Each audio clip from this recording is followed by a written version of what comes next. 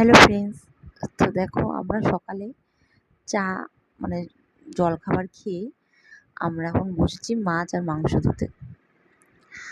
তো দিদির সাথে আমিও হেল্প করছি, দুজন মিলেই ধুচ্ছি।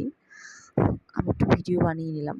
দিদি ধুচ্ছে ধুক, একটু কম কাজ করি আমি, তাই না? ও একটু বেশি কাজ করুক, আমি কম কাজ করি।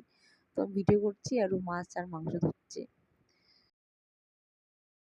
আর এইদিকে দেখো, এই যে দুইজন, ছোট নাপিত আর আরেক ছোট। আর এরা দেখো রেস্ট করছে।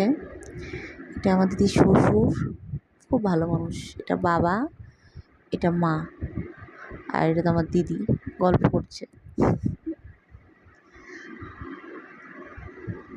তারপরে আমরা সবাই মিলে ফটো তুলে নিলাম।